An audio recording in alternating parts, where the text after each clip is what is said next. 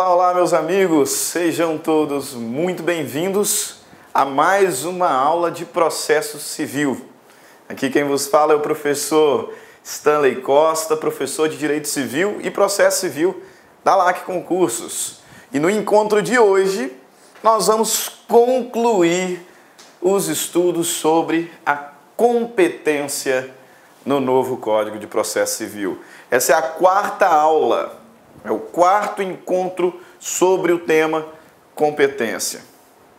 Tema extremamente importante para você concurseiro, para você concurseira. Por isso é que nós estamos caminhando de uma forma um pouco mais vagarosa, uma forma um pouco mais detalhada, porque de fato o estudo para concurso público ele tem que ser estratégico.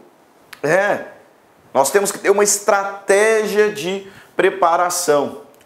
E uma dessas estratégias é justamente saber escolher aqueles temas que são mais cobrados. Temas que demandam maior aprofundamento, tema que demanda maior preocupação, mais tempo de dedicação. Alguns temas não são tão recorrentes, não são tão importantes para um concurso público, então esses a gente dá uma lidinha, vê a lei, resolve uma questãozinha ou outra e vai embora. Agora, tem temas que se destacam pela importância, pela relevância, pela quantidade de vezes que eles são cobrados. E esses temas a gente tem que ter bastante cuidado. Um deles, aqui no Código de Processo Civil, aqui no Direito Processual Civil, é justamente o estudo da competência. Se não o mais importante, e eu creio que não é o tema mais importante, mas é um deles. É um dos temas de maior relevância, um dos temas mais cobrados em concurso público. Por isso que nós dividimos esse estudo em 4 aulas, em 4 encontros. E esse é o último encontro sobre competência. Lá na primeira aula, nós falamos sobre o conceito de competência, diferenciando-o de jurisdição. Nós também falamos sobre os limites da jurisdição nacional. Contexto onde estudamos as regras de competência internacional exclusiva, competência internacional concorrente e a ação de homologação de decisão estrangeira. E terminamos a primeira aula falando sobre a organização do Poder Judiciário à luz dos artigos da Constituição Federal.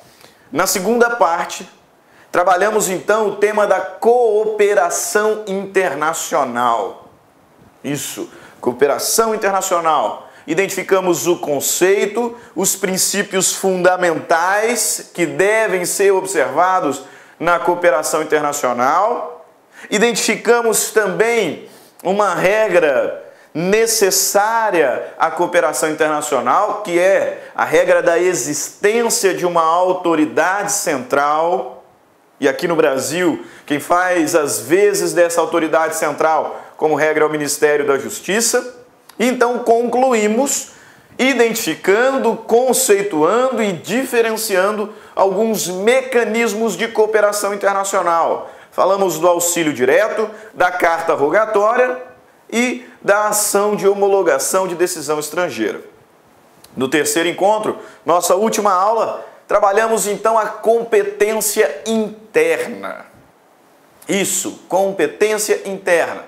Identificamos os 5 critérios definidores de competência, à luz da doutrina de Chiovenda, diferenciando-os. Falamos sobre competência de juízo, competência de foro.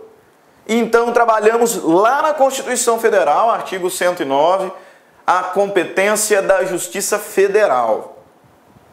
Concluímos a nossa aula falando sobre a competência da Justiça Estadual, foro comum, foros especiais. E investimos o finalzinho da aula tratando as diferenças da incompetência absoluta e incompetência relativa. E agora, último encontro, última parte desse estudo, trabalharemos então a modificação de competência. Quarta parte, estudo de competência. Começamos nesse exato momento. Modificação de competência. Para fechar com chave de ouro, né, esse nosso módulo de competência no novo Código de Processo Civil. Do que se trata a modificação de competência, meus caros? Modificação de competência é um fenômeno processual por meio do qual atribui-se competência a um órgão que é originalmente incompetente e, por consequência, retira-se a competência de um órgão originalmente competente. Prestou atenção? Modificação de competência, né, é um instrumento, é um fenômeno processual por meio do qual atribui-se competência a um órgão originalmente incompetente e, por consequência, retira-se a competência de um órgão inicialmente competente. Nesse contexto, muito importante relembrarmos as regras da incompetência absoluta e incompetência relativa. Eu sei que nós já vimos. Na última aula nós trabalhamos as diferenças entre incompetência relativa e incompetência absoluta. Na oportunidade falamos que quando um juiz ele trabalha, ele exerce a sua função jurisdicional fora dos limites previstos na lei, veja bem, ele praticou o ato jurisdicional, porque a jurisdição ela é una, é indivisível. Todavia, esses atos estão viciados. E o vício da incompetência, ele é graduado por lei. Isso mesmo, nós temos aqui 2 graus distintos da incompetência. A chamada incompetência relativa e a incompetência absoluta. Se nós já trabalhamos o tema, professor, por que falar novamente sobre incompetência absoluta e relativa agora na quarta parte? Por conta do seguinte, primeira regra de destaque da aula de hoje. Então você pode anotar, anota aí no seu caderno.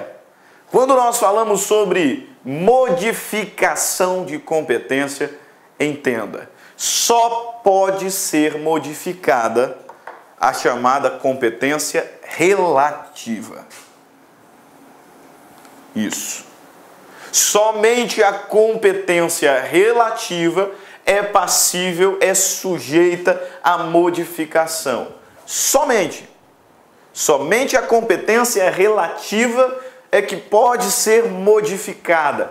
Nunca a competência absoluta. Nunca. Ok? Somente a competência relativa é que está sujeita à modificação. Nunca competência absoluta. É por isso, meus caros, por conta dessa regra inicial, mas já extremamente importante, é que eu faço questão de relembrar com vocês, agora de uma forma mais rápida, né, esses 2 quadrinhos sobre competência absoluta e competência relativa. Nós trabalhamos na última aula, mas vamos aqui fazer uma revisão rápida. Por quê? Porque só pode ser modificada a competência relativa. Quais são as principais diferenças entre competência absoluta e relativa, ou incompetência absoluta e relativa? As regras que dispõem sobre competência absoluta são regras de interesse público, enquanto que as regras que dispõem sobre incompetência relativa são regras de interesse privado. Nessa toada, nesse contexto, temos que a incompetência absoluta ela deve ser declarada de ofício pelo juiz. Contrário sensu, a incompetência relativa não pode ser declarada de ofício pelo juiz. Ok? A incompetência relativa é matéria de ordem privada. Se é matéria de ordem privada, não pode ser reconhecida de ofício pelo juiz. A incompetência absoluta é regra de natureza pública. é matéria de ordem pública e, portanto, pode ser reconhecida de ofício pelo juiz. Tanto a incompetência absoluta quanto a incompetência relativa no novo CPC devem ser arguidas em preliminar de contestação. E aqui chamo a atenção dos senhores, porque na vigência do Código Civil, do Código de Processo Civil anterior, CPC 73, a competência relativa ela era arguida por meio de uma exceção de incompetência relativa. Isso mesmo, nós tínhamos um instrumento processual exclusivamente utilizado para a arguição de incompetência relativa. Na vigência do novo CPC, esse instituto não existe mais, porque tanto a incompetência relativa quanto a incompetência absoluta devem ser arguidas pelo réu em preliminar de contestação. Em preliminar de contestação. Outra diferença, a incompetência absoluta não está sujeita à preclusão. Isso significa que, se eventualmente o juiz não reconheceu a incompetência absoluta de ofício e o réu não a alegou em preliminar de contestação, a incompetência absoluta pode ser reconhecida a qualquer momento e grau de jurisdição, porque o tema não está sujeito à preclusão. Diferentemente, a incompetência relativa, que não pode ser reconhecida de ofício pelo juiz e deve ser arguida pelo réu em preliminar de contestação. Nesse caso, se o réu não se valer da contestação para arguir incompetência relativa, ele não poderá fazê-lo futuramente. Por quê? A incompetência relativa está sujeita à preclusão. Ela deve ser alegada no momento oportuno, e o momento oportuno é a contestação. Se não for alegado na contestação, nós falaremos que a competência do juízo foi prorrogada. E aí, primeira expressão que a gente vai utilizar daqui a pouco. Nós vamos falar da modificação de competência pela prorrogação. E a prorrogação ela acontece justamente nessa hipótese, onde o réu deveria ter alegado a incompetência relativa e não o fez. Então, aquele juízo que era originalmente incompetente torna-se competente para o julgamento da lide. Ok? Outra diferença, a incompetência absoluta, ela não pode ser modificada pela vontade das partes. Isso mesmo. Sendo norma de ordem pública, não há aqui discricionariedade no tocante à incompetência ou à competência absoluta. As partes não podem deliberar sobre as regras de competência absoluta. Diferentemente, no tocante à incompetência ou à competência relativa, essas regras podem ser modificadas por vontade das partes, por acordo das partes. Você está entendendo por que só a competência relativa é passível de modificação? Pegou? Aqui já tem duas formas de modificação de competência. A competência relativa pode ser modificada em razão da prorrogação. E pode ser modificada em razão de derrogação, por meio de cláusula de eleição de foro. Isso não acontece na competência absoluta. Pegou? Última diferença, para nós nesse momento não causa tanto efeito. A incompetência absoluta pode ser objeto de ação rescisória. A incompetência relativa não poderá. Mas, professor, como é que eu vou saber quando que eu estou diante de competência absoluta, quando que eu estou diante de competência relativa? Quadrinho aqui bastante didático para os nossos estudos. Você sabe que existem 5 critérios delimitadores de competência. Quais são esses critérios? Em razão da matéria, em razão da pessoa, critério funcional, critério territorial e em razão do valor da causa. Isso, 5 critérios definidores de competência. Alguns deles são critérios de competência absoluta. Quais são? Razão da matéria, pessoa e funcional, competência absoluta. Então, se o critério for em razão da matéria, em razão da pessoa, em razão da função, estou diante de competência absoluta. Isso significa, senhores, que a competência material, pessoal e funcional, ela não pode ser modificada. Porque nós acabamos de falar que apenas a competência relativa é passível de modificação. Se temos por certeza de que a competência material, pessoal e funcional são absolutas, então não cabe modificação nesse contexto. Os dois últimos critérios, competência em razão do território e em razão do valor da causa, esses dois critérios podem ser critérios de competência relativa. Em verdade, quase sempre, a competência territorial será relativa. Quase sempre. A competência de foro, que é o outro nome para a chamada competência territorial, será relativa. Quase sempre. Por quê? Porque o Código de Processo Civil nos traz uma exceção lá no artigo 47. Qual é essa exceção mesmo? Corretíssimo. Corretíssimo. As ações que envolvam direito real sobre bens imóveis, a competência é do foro da situação da coisa. E essa competência, ela é absoluta. Isso, artigo 47 nos diz que quando a ação versar sobre direito real imobiliário, a competência é do foro da situação da coisa. E essa competência, salvo algumas exceções, essa competência ela é absoluta.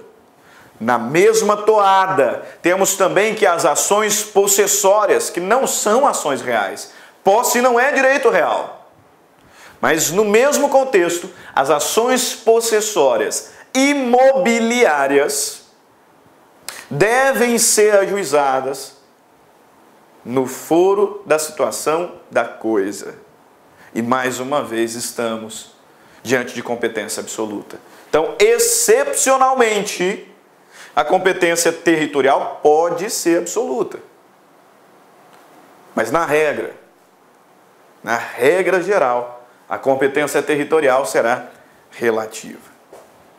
Agora, no tocante ao valor da causa, que é um critério, falávamos, que nem sequer é previsto no novo CPC, existem menções. O legislador até fez algumas menções à competência definida em razão do valor da causa. Mas não é um critério realmente legislativo que o legislador postou lá no novo CPC. E esse critério, por vezes, é critério de competência relativa e outras vezes absoluta. Na verdade, já tem muitos doutrinadores no Brasil que defendem a tese de que, em razão do valor da causa, a competência será, em regra, absoluta e excepcionalmente relativa. Porque, de fato, hoje quase todos os exemplos que nós temos de competência definida em razão do valor da causa, ela é absoluta. Lá na Lei 9.099, que fala sobre a competência dos juizados especiais cíveis, nós sabemos que eu tenho a faculdade de ações até 40 salários mínimos, isso é apenas um dos critérios, distribuir no juizado especial cível. Mas se a ação for de valor superior a 40 salários mínimos, eu não posso distribuí-la no juizado especial cível. Então, embora eu tenha a faculdade, a possibilidade de escolher nas demandas cujo valor da causa seja inferior a 40 salários mínimos, posso escolher juizado especial ou não. Se a demanda tem por valor da causa superior a 40 salários mínimos, eu não posso ir para o JEC. Então, nessa reflexão, apesar da faculdade, parece-nos que a competência no JEC também é absoluta. E se não for o caso, porque aqui há debate, certeza nós temos de uma coisa: a competência do JEF, do Juizado Especial Federal, e do JEFAS, Juizado Especial da Fazenda Pública, a competência desses dois órgãos é absoluta. Porque aí não há faculdade.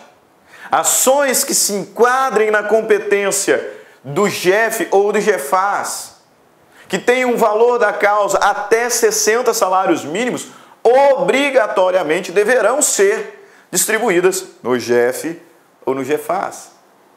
Então, competência em razão do valor da causa absoluta. Mas o legislador processualista reconhece que é possível que a competência definida pelo valor da causa seja também relativa. Por isso, do quadro: competência em razão da matéria, competência absoluta. Em razão da pessoa, competência absoluta. Em razão da função, competência absoluta. Em razão do território, regra geral, competência relativa. Tem exceção, mas regra geral é relativa. E competência definida em razão do valor da causa pode ser relativa ou absoluta, a depender do caso concreto. Gravou? Pois bem, só pode ser modificada a competência relativa. Grave isso, anote no seu caderno, de vermelho que seja, porque isso geralmente cai em concurso. É uma regra ainda introdutória, mas já importante.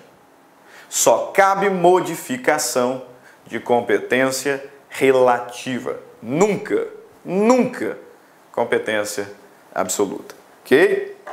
Antes de darmos sequência para o estudo das formas de modificação de competência, cabe-nos ainda relembrar as diferenças entre competência de foro e competência de juízo. Por que eu quero diferenciar novamente essas duas espécies? Porque vejam bem o conceito muito bom do doutrinador contemporâneo Marcos Vinícius Rios Gonçalves. Ele diz o seguinte: só pode haver modificação de competência de foro nos casos em que for relativa. Nós já constatamos, nunca competência de juízo, pois esta sempre será absoluta. Olha que conceito interessante e rico. Só que para entendê-lo, tenho que relembrar as diferenças entre competência de foro e competência de juízo. E aí entenda, foro é uma expressão que nos remete à ideia de circunscrição, de base territorial. Foro é a base territorial onde determinado órgão jurisdicional exerce as suas atribuições, exerce a sua função. Então, foro tem ideia de território.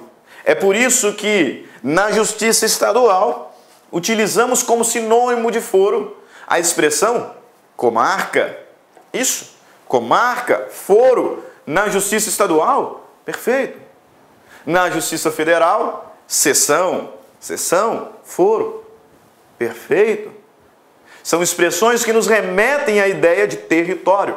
Por isso que, ao trabalharmos competência de foro, estamos falando especificamente sobre competência territorial.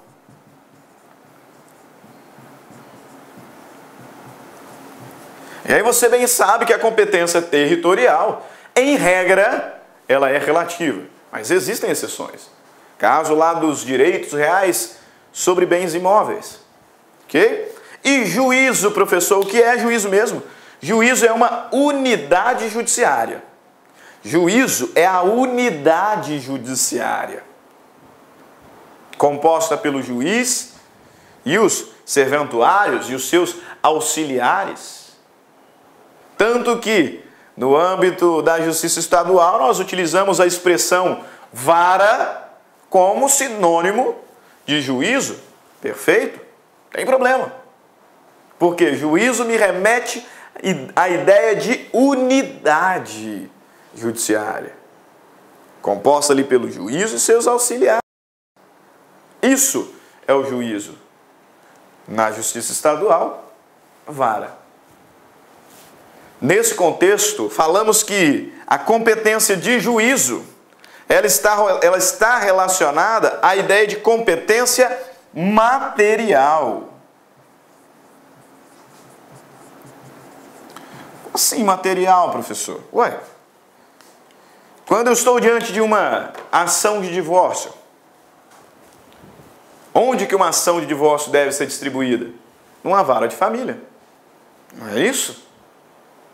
A competência de juízo, analisando a matéria que está sendo discutida, é da vara de família. Pegou a ideia? Por isso que, considerando o juízo como a unidade judiciária, essa unidade judiciária ela é definida de acordo com a matéria. Vara civil, vara criminal, vara de família e aí por aí vai.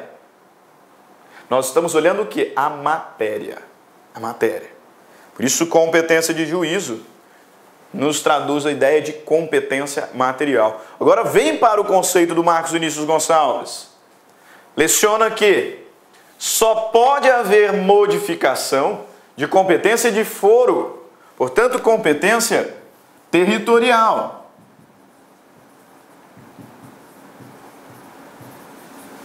Nos casos em que ela for relativa, porque existem exceções. Existem hipóteses em que a competência territorial será absoluta. E sendo absoluta não comporta modificação. Não é isso? Mas ele segue. Nunca de juízo. Então nunca poderá haver modificação de competência de juízo. Porque a competência de juízo, ela sempre será absoluta. Ah, é? Ela sempre será absoluta? Sim. Porque ela é definida em razão da matéria. Trata-se de uma competência material, e a competência material, conforme nós vimos no slide anterior, ela é sempre absoluta. Beleza? Conceito riquíssimo. Riquíssimo. Fiz questão de trazer para nós, porque essa é uma primeira regra e já é uma regra muito importante, muito relevante para o estudo sobre competência. Ok? Alguma dúvida? Não. Se tiver alguma dúvida, agora é a hora de você voltar um pouquinho o vídeo, prestar atenção na explicação. Porque se não há dúvida nenhuma, agora a gente segue a nossa aula para o estudo das formas de modificação de competência. Isso. As espécies, as modalidades, os mecanismos, as formas de modificação de competência. Nós vamos falar sobre 4. Conexão, continência, prorrogação e derrogação de competência. As 4 formas de modificação de competência previstas no novo CPC. Beleza? Então começamos lá no artigo 54 do novo Código de Processo Civil. Você já pode abrir aí o seu CPC, fazer as anotações que são devidas. É importante ter o seu CPC do lado. Você tem no computador, tudo bem, mas preferencialmente tenha ele mesmo em papel para você poder riscar, para você poder fazer as suas anotações. Aquele vade-mecum que você vai utilizar para estudo. Para estudo. Você pode até ter um outro para as provas de concurso que admitem a utilização de código. Mas é bom você ter o seu código de estudo. E aí lá no artigo 54 do novo CPC, o legislador vai dizer que a competência ela pode ser modificada pela conexão ou pela continência. A competência relativa, texto importante, hein? A competência relativa poderá modificar-se por meio da conexão ou continência. Ok, professor? Tudo certo. O que é conexão? O que é conexão? Anote. Conexão é o fenômeno processual que ocorre quando, em 2 ou mais ações, a identidade quanto à causa de pedir ou o pedido. Notou? Conexão é o fenômeno processual que ocorre quando, entre duas ou mais ações, há identidade de causa de pedir ou pedido. Se existe identidade de causa de pedir ou pedido, essas ações são então conexas. Ok? Conexão. Fenômeno processual que ocorre, que acontece quando duas ou mais ações têm identidade quanto à causa de pedir ou pedido. E anote, ou. Porque eu já vi cair em concurso público o enunciado dizendo que há conexão quando eu tenho identidade de causa de pedir e pedido. Questões dizendo que só ocorrerá conexão quando tivermos identidade de causa de pedir e pedido. E aí está errado. Errado por conta de um e. Por conta de um e. Por quê? A conexão ela acontece quando nós temos identidade quanto à causa de pedir ou o pedido. Ou o pedido. Veja lá, artigo 55 do novo CPC. Reputam-se conexas duas ou mais ações quando lhes for comum o pedido ou a causa de pedir. Você pode grifar esse ou. Pedido ou causa de pedir. Cuidado que às vezes aparece partes ou causa de pedir, partes ou pedido. Não. Causa de pedir ou pedido. Entendam, isso é conexão. Isso é conexão. Por que eu quero que você grave? Que conexão é o fenômeno processual em que duas ou mais ações têm identidade quanto à causa de pedir ou pedido. Porque eu já ouvi algumas pessoas afirmando que conexão ela acontece quando há a reunião de processos em razão da identidade de pedido ou causa de pedir. E aí, embora esteja muito próximo do que falamos, esse conceito está errado. Porque pensa, né, em conexão, conectar. Então, pego duas ações e conecto. E aí alguns vão dizer que a conexão é a reunião de dois ou mais processos em razão da identidade de pedir ou causa de pedir. Não, senhor. A reunião é o efeito da conexão. Grave isso, entenda isso. Precisa decorar, mas entenda isso. A reunião dos processos é o efeito da conexão. Conexão é o fenômeno processual que vai acontecer sempre quando nós tivermos duas ou mais ações com causa de pedir idênticas ou pedidos idênticos. Temos conexão. E o efeito da conexão é a possibilidade de se reunir esses processos para um único julgamento. Reunir essas ações num único processo para que um juiz julgue todos, julgue todas as demandas. Esse é o efeito. Esse é o efeito. Essa distinção que você tem que fazer na sua mente, a partir do entendimento dessa aula, é necessária porque você passa a enxergar que por vezes nós temos conexão, mas não temos a reunião do processo. Porque essa reunião, conforme doutrina prevalente, inclusive jurisprudência pacífica nos nossos tribunais, essa reunião, ela é uma faculdade. Isso mesmo. O juiz vai analisar o caso concreto e identificar se é o caso de reunião ou não. Ele viu que existe conexão. Existe conexão porque, afinal, temos identidade de causa de pedir ou de pedido. E aí ele vai analisar se é o caso de reunir os processos ou não. Portanto, a reunião é o efeito da conexão. Qual é o efeito da conexão? Nós vimos o que é conexão. Qual é o efeito da conexão? A consequência prática da conexão é a reunião dos processos perante um só juízo, para que sejam julgados conjuntamente. Conjuntamente. É isso que nos diz o parágrafo único, ou melhor dizendo, o parágrafo 1º do artigo 55 do novo Código de Processo Civil. O caput me traz o conceito de conexão. Caput me traz o conceito de conexão. Olha lá. Reputam-se conexas duas ou mais ações quando lhes for comum o pedido ou a causa de pedir. O parágrafo 1º me traz o efeito da conexão. E você pode marcar dessa forma no seu código. Vai lá no caput, puxa uma setinha e coloca conceito de conexão.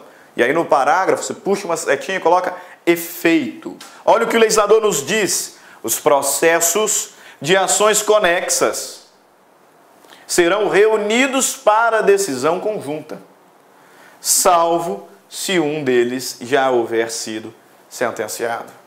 O efeito da conexão é a reunião dos processos para um julgamento comum.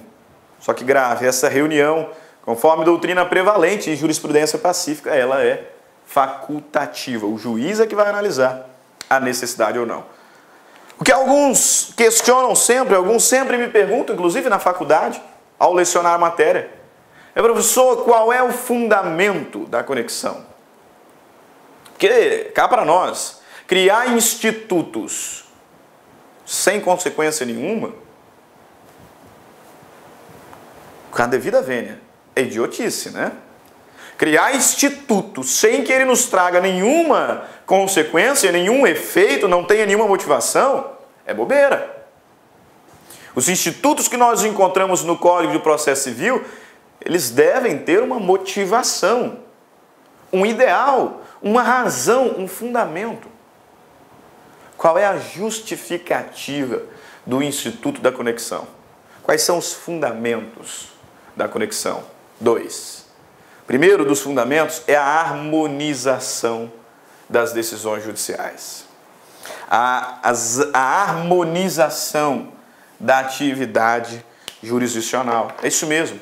Se eu tenho ações que são idênticas quanto à causa de pedir, correndo separadamente, em juízos distintos, eu corro o risco, meus caros, de nessa ação a decisão ser uma, e nessa outra ação a decisão ser diversa, diferente. Por vezes eu tenho 4, 5, 6 ações cuja causa de pedir é a mesma. Imagine que cada uma dessas ações se encontre em um juízo distinto. Olha só a possibilidade de termos decisões sobre a mesma causa de pedir conflitantes, por vezes contraditórias no todo. Qual é a credibilidade do Poder Judiciário se isso acontece? Se isso acontecer, esse fato ataca diretamente a credibilidade do Poder Judiciário. É por isso que, sendo a causa de pedir a mesma, é possível a reunião dos processos. A fim de quê? De evitar decisões contraditórias. É isso que chamamos de harmonização das decisões judiciais. Tema muito em voga. Hoje, com a teoria dos precedentes, trazida pelo novo CPC, à luz lá do Common Law, nós temos uma série de precedentes obrigatórios. E um dos fundamentos da teoria dos precedentes é justamente harmonizar as decisões judiciais. Porque, meus caros, isso infelizmente é uma realidade do Poder Judiciário brasileiro, mas é uma realidade triste. Você vê ações que são extremamente semelhantes sendo julgadas totalmente diferentes. Decisões absurdamente conflitantes, contraditórias, por vezes no mesmo tribunal, por vezes lá no Superior Tribunal. Decisões de uma turma num sentido, decisões de outras turmas no outro sentido. Isso amplia a insegurança jurídica. E o novo CPC, nesse contexto, o antigo CPC já tinha essa visão, mas o novo CPC, especialmente, ele preza por meios de garantir maior segurança jurídica aos jurisdicionados. E uma das formas de garantir essa segurança jurídica é possibilitando a reunião de ações conexas, evitando assim a prolação de decisões contraditórias, harmonização das decisões judiciais. E segundo fundamento subsidiário isso, porque existe uma escala, uma hierarquia. O principal ponto é garantir a harmonização das decisões judiciais. Só que, por consequência, ao possibilitar a reunião das ações conexas, contribuímos também, em regra, para a economia processual. Não é? Nesse caso, lá nas 5 ações conexas, se cada uma for distribuída em um juízo distinto, imagine, nós vamos ter que provocar 4 juízes com os seus respectivos auxiliares para tratar ações que poderiam estar reunidas em apenas uma única atividade jurisdicional. Então, por consequência, é lógico, o ponto principal é garantir a harmonização das decisões judiciais. Só que, por consequência, teremos também, no mais das vezes, economia processual. Os 2 fundamentos do Instituto da Conexão. Ok? Mais grave, conceito de conexão, fenômeno processual, em que 2 ou mais ações têm identidade de causa de pedir ou pedido. Efeito da conexão é a possibilidade de reunião dessas ações para um único julgamento. Agora, atenção, nós estamos falando de causa de pedir, de pedido, e essas expressões nos remetem para um estudo específico do processo civil, que é o estudo dos elementos da ação. Você se lembra quais são os elementos da ação? Os elementos da ação são 3. Por favor, não confunda elementos da ação com condições da ação. Nós temos 2 condições da ação: legitimidade ad causum e interesse. Interesse de agir. Condições da ação. Os elementos da ação servem para identificar as ações. E são 3: partes, pedido e causa de pedir. Esses são os 3 elementos da ação: partes, pedido e causa de pedir. Veja bem, se a causa de pedir é idêntica entre 2 ou mais ações, eu tenho conexão. Se a causa de pedir, ou melhor, se o pedido é idêntico entre 2 ou mais ações, eu tenho conexão. Agora, se há identidade quanto a todos os elementos da ação, se eu tenho 2 ações distintas, 2 ou mais ações distintas, com mesmas partes, mesmo pedido e mesma causa de pedir, identidade quanto a todos os elementos, eu tenho litispendência ou coisa julgada, a depender se uma ação já transitou em julgado ou não. Se eu tenho 2 ações absolutamente idênticas, partes, pedido, causa de pedir, eu tenho litispendência se as 2 estiverem em curso ou coisa julgada, se uma delas já tiver sido julgada e transitado em julgado. E aí, nessa hipótese, meus caros, o que vai acontecer é que a segunda ação a ser proposta será extinta, sem resolução do mérito. Se eu tenho uma ação em curso e uma outra ação ela é proposta com mesmas partes, mesmo pedido, mesma causa de pedir, eu tenho litispendência, essa segunda será extinta. sem resolução do mérito. Se eu tive uma ação julgada e transitada em julgado, e uma outra ação é proposta, com mesmas partes, pedido, causa de pedir, essa segunda será extinta, sem resolução do mérito, por coisa julgada. Agora, se eu tenho duas ações com identidade de causa de pedir ou identidade de pedido, eu tenho conexão. E como consequência da conexão, eu posso reuni-las para julgamento conjunto.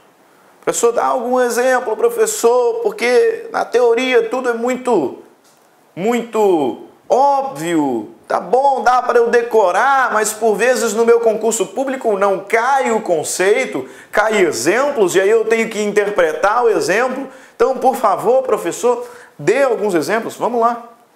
Conexão pela causa de pedir. Imagine que você está viajando de São Paulo para o Rio de Janeiro e está utilizando a Via Dutra, a famosa Via Dutra. Liga lá, São Paulo a Rio de Janeiro. E em dado quilômetro da Via Dutra, ocorre um acidente envolvendo ali 5, 7, 8 automóveis. E não havendo nenhum consenso, cada um desses envolvidos, cada uma dessas vítimas, ajuiza uma ação judicial em face daquele que supostamente foi o causador do acidente. Então, 8 veículos envolvidos. Desses 8 veículos envolvidos, surgem 7 ações indenizatórias. Tendo que, supostamente, apenas um deles foi o causador do acidente.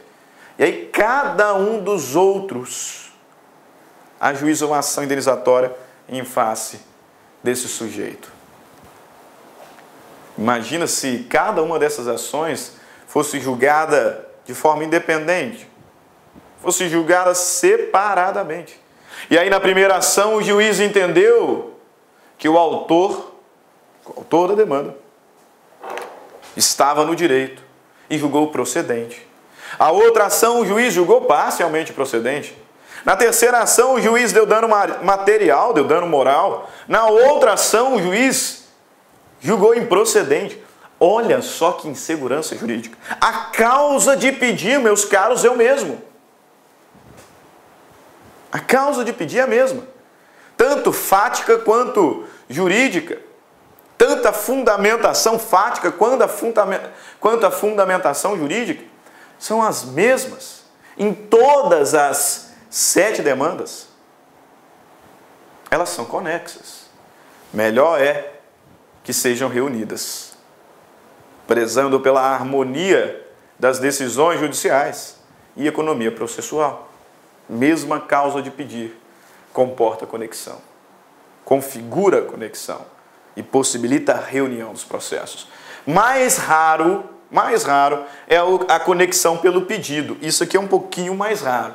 Geralmente a gente vê conexão pela causa de pedir. Pedido já é um pouco mais raro, mas nós temos aqui, alguns exemplos. E um deles, para a nossa reflexão de hoje, imagina que determinado sujeito faleceu, deixando um testamento. Só que ele tinha lá 15 filhos. Todos eles herdeiros legítimos e herdeiros necessários. E 2 desses 15 ajuizam a ação anulatória de testamento. Ações autônomas, com fundamentos distintos, inclusive. Um deles ajuizou a ação declaratória de nulidade do testamento porque ele ultrapassou o limite da legítima. O outro ajuizou a ação declaratória de nulidade do testamento porque ele foi feito em benefício de alguém ilegitimado para testamento, uma concubina, por exemplo.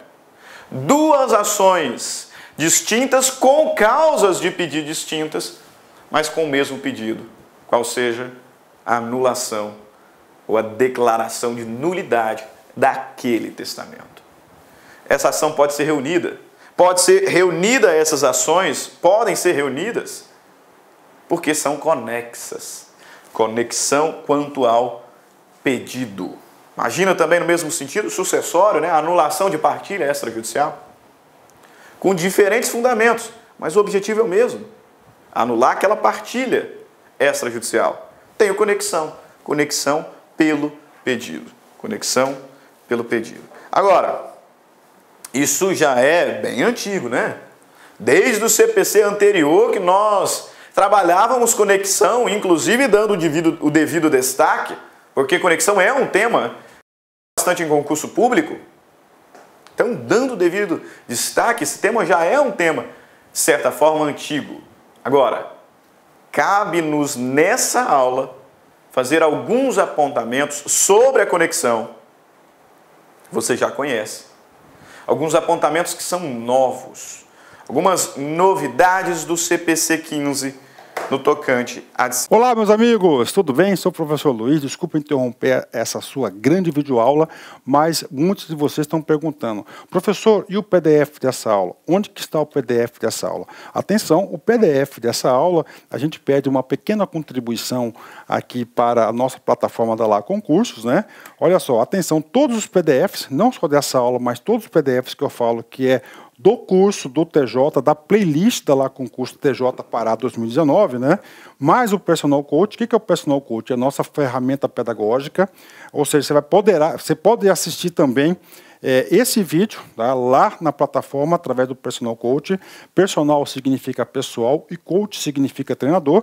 Você vai ter um treinador pessoal aqui, a gente vai controlar você, a gente vai ranquear, nós vamos acompanhar o seu desempenho. Professor, quanto custa os PDFs e mais o Personal Coach? Apenas R$ 29,90. R$ 29,90 é o preço aí dessa pequena contribuição desse projeto aí da Lá Concurso, ok? Forte abraço, já, tchau. Primeira novidade, já bem, artigo 55, nós já vimos, caput do artigo 55 me traz o conceito de conexão e o parágrafo 1º me traz o efeito da conexão. Ele diz o seguinte, os processos de ações conexas serão reunidos para decisão conjunta, salvo se um deles já houver sido sentenciado. E aqui está a novidade. A novidade que, do ponto de vista prático, não é nada novo. Por quê? Porque a jurisprudência já entendia que, mesmo que houvesse conexão, se uma das ações já foi sentenciada, não cabe a reunião dos processos. Professor, não cabe a reunião do processo? Porque o objetivo da conexão, meus caros, é evitar decisões conflitantes. Se na primeira ação a sentença já foi prolatada, não tem mais razão para reunir os processos. Então, assumindo, ou melhor, ratificando, confirmando, tipificando um entendimento jurisprudencial já bastante pacífico, o legislador nos traz. Os processos e ações conexas serão reunidos para decisão conjunta, salvo se um deles já houver sido sentenciado. O STJ já até havia sumulado a matéria, né? Súmula 235 do STJ, confira comigo. A conexão não determina a reunião de processos se um deles já foi julgado. Olha que texto interessante. A conexão não determina reunião. Veja que existe conexão. Porque conexão é o fenômeno processual em que eu tenho duas ou mais ações com identidade de causa de pedir ou pedido. Conexão existe. O que não vai acontecer é o efeito dela. A reunião dos processos. A conexão não determina a reunião dos processos se um deles já foi julgado. Então, o que o CPC novo trouxe, na verdade, não foi uma novidade. O que ele trouxe foi uma ratificação, uma confirmação do entendimento jurisprudencial já bastante pacífico. Ok? Atenção, porque, em razão desse texto novo, isso tem sido cobrado em alguns concursos públicos. Ok? Não cabe, não há que se falar em reunião de processos, de ações conexas, se uma dessas ações já foi julgada, se uma dessas ações já foi sentenciada. Outra novidade, encontramos lá no parágrafo 2º, também novidade entre aspas, novidade no texto legal, porque já havia posicionamento pacífico na jurisprudência sobre isso. Vamos ver. Parágrafo 2º do artigo 55. Aplica-se o disposto do caput. Verdade que eu acho brilhante um posicionamento. Me permita fazer um adendo. Enquanto isso a gente vai relaxando, refletindo. Eu acho brilhante aqui o posicionamento do Daniel Assunção. Ele diz que tem um erro técnico. Isso. Ele falou que tem um erro técnico aqui. Porque o legislador está falando, aplica-se o disposto do caput. O caput, ele me traz o conceito de conexão. Na verdade, aplica-se o disposto no parágrafo 1º, que está trabalhando o efeito, né? A reunião. Então ele faz essa reflexão de que esse texto estaria tecnicamente inadequado. Porque conexão é um fenômeno. Pronto. O caput está me dando o conceito, né? É o parágrafo 1º que está me trazendo o efeito. Então, na visão do grande doutrinador Daniel Amorim Assunção, ele vai dizer o quê? Na verdade, aplica-se o disposto no parágrafo 1º. Mas isso aqui é preciosismo. Deu uma relaxada? Vamos ver o que o legislador está dizendo. Aplica-se o disposto no caput, ou no parágrafo 1º, como queira, a execução de título extrajudicial e a ação de conhecimento relativa ao mesmo ato jurídico. O que esse inciso 1º está dizendo? Que é possível a conexão e, consequentemente, a reunião de um processo de execução com um processo de conhecimento, se mesmo for o ato jurídico. E, por consequência, se mesma for a causa de pedir ou o pedido. É possível a reunião de processos conexos, mesmo na hipótese de um deles tratar-se de uma execução de título extrajudicial e o outro de uma ação de conhecimento possível. E o inciso 2º, mais claro ainda, vai afirmar o quê? É possível a reunião dos processos conexos em se tratando de execuções fundadas no mesmo título executivo. Eu tenho duas ações de execução de título, o mesmo título, portanto é a mesma causa de pedir. São ações conexas, embora execuções, são ações conexas, então é possível reunir.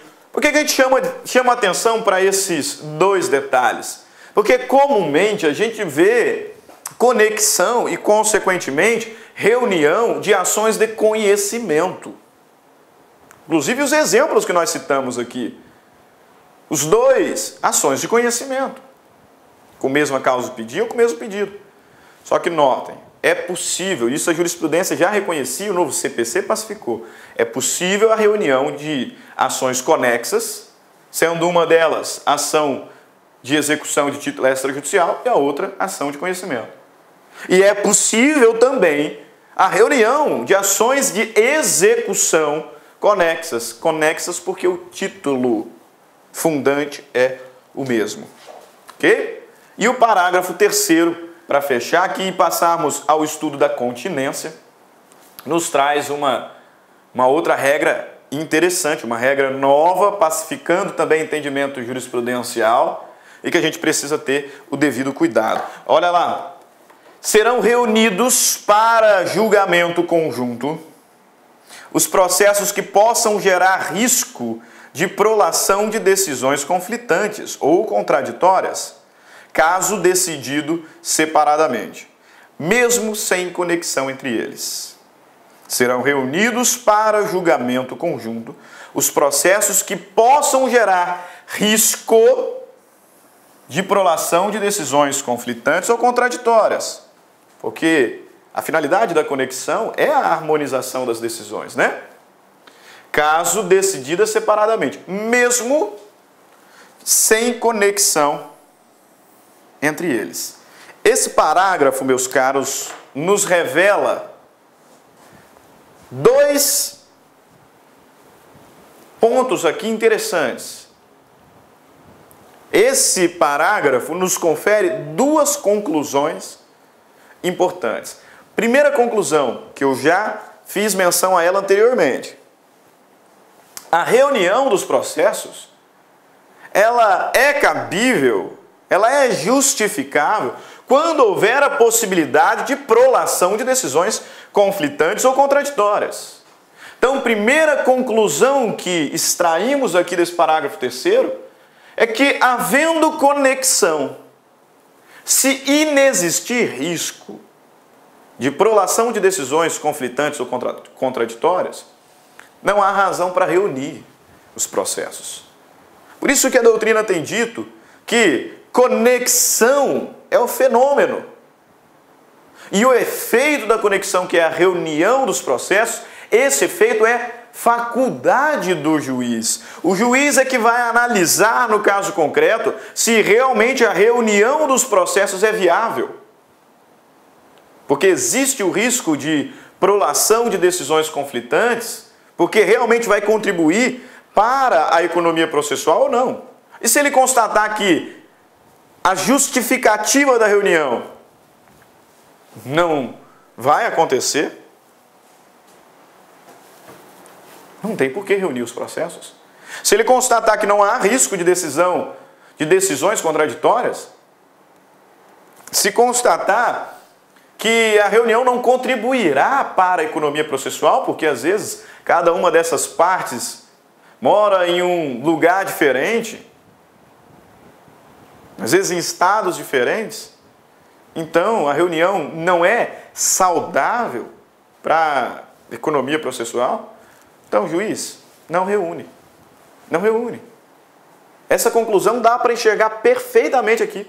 Ele diz: serão reunidos para julgamento conjunto os processos que possam gerar risco de prolação de decisões conflitantes. Se não tem esse risco, para que reunir? Segunda conclusão, e essa aqui, muito importante. Por vezes, meus caros, não há identidade, nem de causa de pedir e nem de pedido. Portanto, não há conexão. Não tem identidade de pedido. E também não tem identidade de causa de pedir. Logo, não tem conexão. Mas existe risco de decisões conflitantes. E aí a novidade do parágrafo 3º é que é possível a reunião de ações que não são conexas quando existir esse risco de decisões conflitantes. Quando não há conexão. O que existe é semelhança. O que a doutrina vai dizer é que entre essas ações existe uma situação análoga. Ou seja, não há conexão de causa de pedir ou pedido, mas as circunstâncias são semelhantes. E se eu julgar separadamente, eu corro o risco de decisões conflitantes. O novo CPC diz que, mesmo não havendo conexão, se existir esse risco, é possível a reunião das ações. É possível a reunião dos processos. Vamos ler novamente agora, sabendo dessas duas conclusões? Serão reunidos para julgamento conjunto os processos que possam gerar risco de prolação de decisões conflitantes ou mesmo contraditórias, caso decididos separadamente, mesmo sem conexão. Isso tem caído muito em prova de concurso público. Tá? Tem chovido questões no sentido de não é possível a reunião de processos quando não há conexão, mesmo que haja risco. É possível. É possível. E tem muito aluno marcando a alternativa como errada quando diz que é possível a reunião de processos, possível a reunião de ações quando existir risco de decisões conflitantes, mesmo sem conexão. O sujeito pensa, mas se não tem conexão, então não há que se falar em reunião. E aí erra. E aí erra. Cuidado, parágrafo 3º do artigo 55 tem sido muito cobrado em concursos públicos. Beleza? Fechou conexão? Agora, continência. Muito mais rápido. Continência. Por quê? Qual é o conceito de continência? Continência é um fenômeno processual que ocorre quando duas ou mais ações possuem identidade quanto às partes e a causa de pedir. Observe que a ligação aqui alterou. Mudou. Para que ocorra continência, é necessário identidade de partes e causa de pedir. Dois elementos, portanto, idênticos. Aí sim eu tenho continência. Na conexão basta pedido ou causa de pedir. Pedido ou causa de pedir. Na continência, não. Mesmas partes e mesma causa de pedir. Ah, professor, e o pedido? Como é que fica? O pedido de uma das ações é mais amplo do que o pedido da outra. E, portanto, abrange essa outra ação. É quase uma litispendência. Quase uma litispendência. Porque eu tenho mesmas partes, mesma causa de pedir.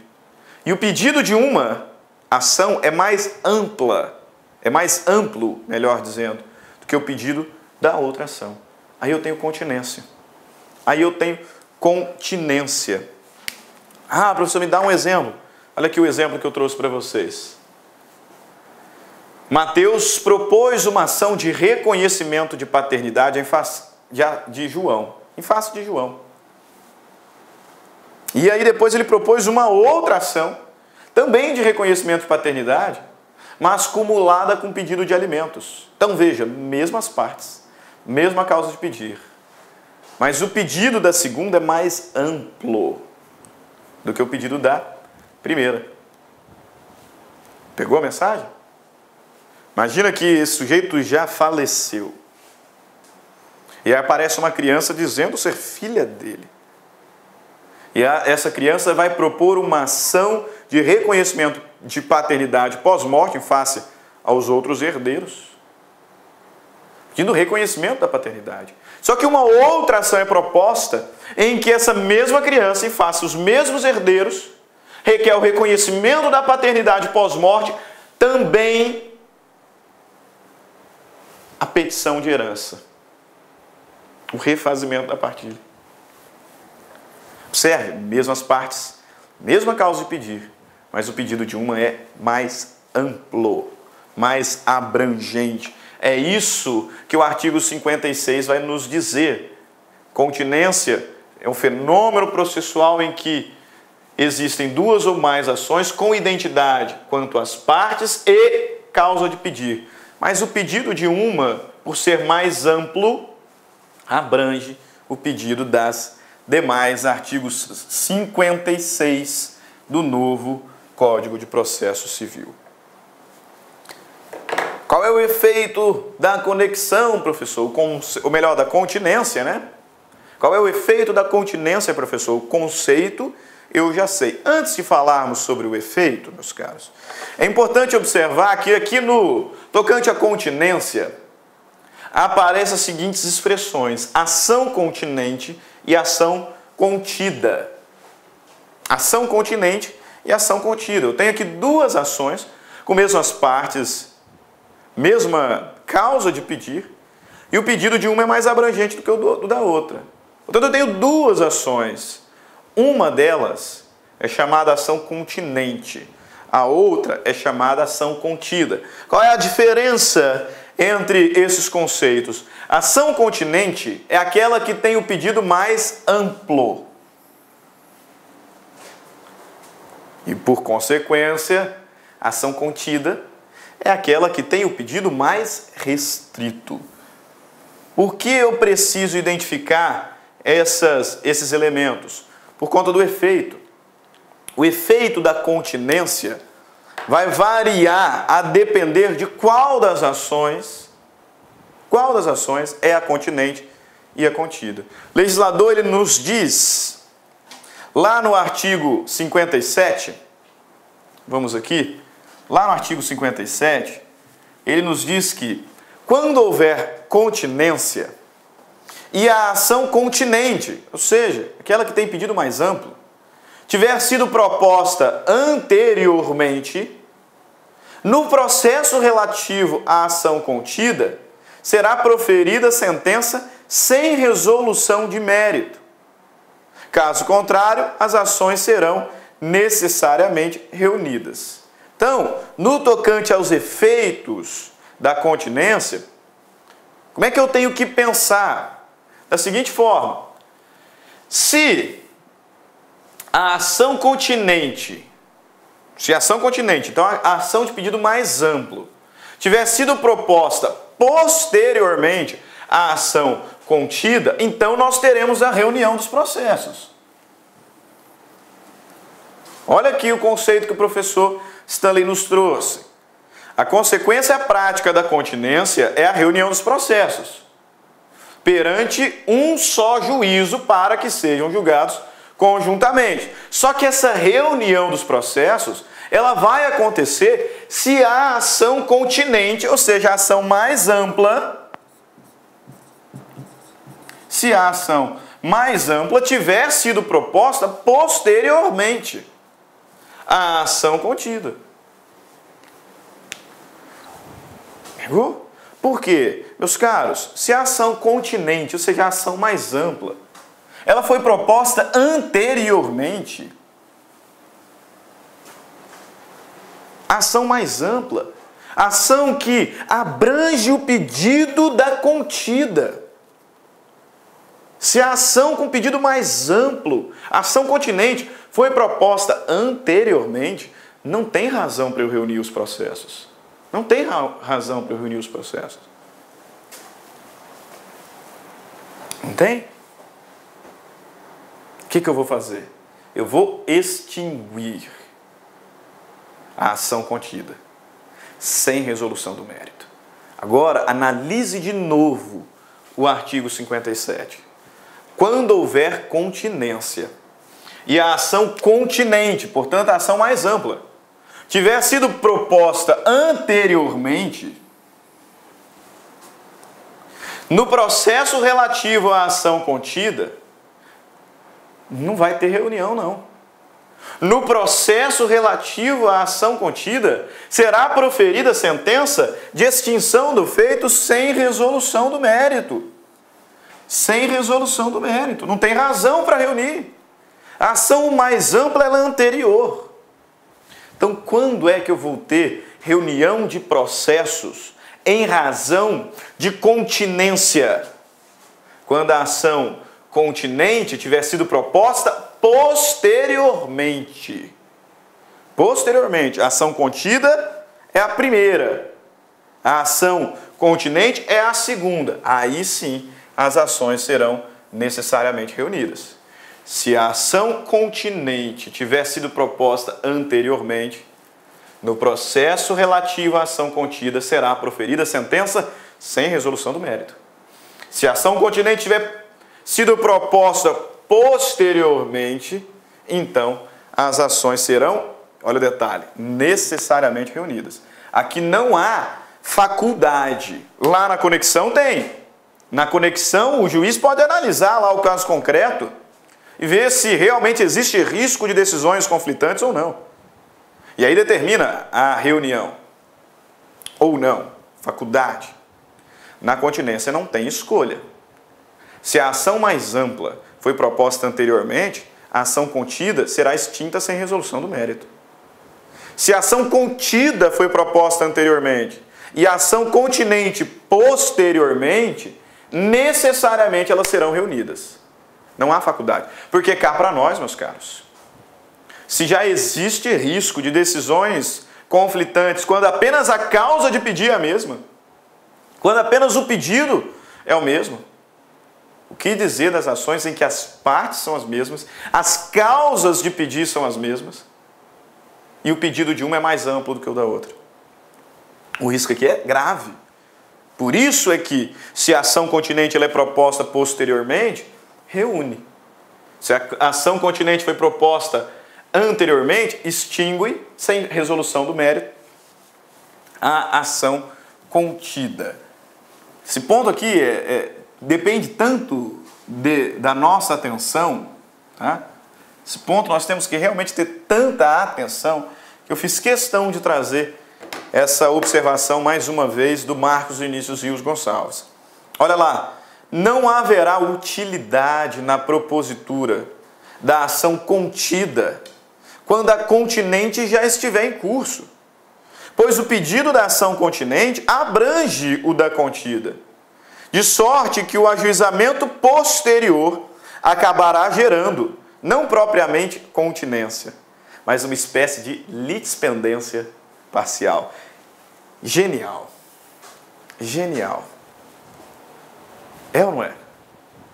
Porque nós acabamos de notar que quando todos os elementos são iguais, eu tenho litispendência ou coisa julgada. E o efeito da litispendência ou coisa julgada é a extinção da ação proposta posteriormente sem resolução do mérito. Meus caros, se a ação continente, que é a mais ampla, já está em curso, a ação contida, proposta agora posteriormente, tem mesmas partes, mesma causa de pedir e mesmo pedido. E esse pedido ainda é menor, é mais restrito do que o da outra em curso. Então eu tenho litispendência parcial, mas eu tenho litispendência. Extingue sem resolução do mérito. Agora o inverso, se eu tenho primeiro a ação contida e depois, mesmas partes, mesma causa de pedir, o pedido não é o mesmo. O pedido dessa segunda é mais amplo. Então, reúne. Genial a explicação do professor Marcos Vinícius Rios Gonçalves. Beleza? Com isso a gente passa a falar de prevenção. Opa, professor Stanley, você falou agorinha mesmo, é coisa de alguns minutos, que existiam 4 formas de modificação de sentença, de modificação de competência: conexão, continência, prorrogação e derrogação. E essa prevenção aí agora? Eu achando que seriam 4, o senhor me traz uma outra? A prevenção, meus caros, não é uma forma de modificação de competência. Não. A prevenção é um critério que o CPC nos traz para definir onde é que essas ações serão reunidas. Afinal, eu tinha 5 ações conexas. Eu vou reunir em qual dos 5 juízos? Ou vou colocar em um outro juiz novo? Para definir em qual deles é que eu vou reunir, eu vou utilizar o critério da prevenção. Que na verdade a prevenção, ela não ocorre apenas no tocante à modificação de competência por conexão ou continência, não. Na verdade, a prevenção é um critério definidor de competência quando eu tenho, por exemplo, várias varas competentes para aquela matéria. Você chega lá em determinada comarca que tem 50 varas cíveis. Originalmente, qualquer um desses juízos é competente para a ação que você está distribuindo. Qual deles será competente em definitivo, perpetuatio jurisdicionis, excluindo assim os outros 49? Vou utilizar o critério da prevenção.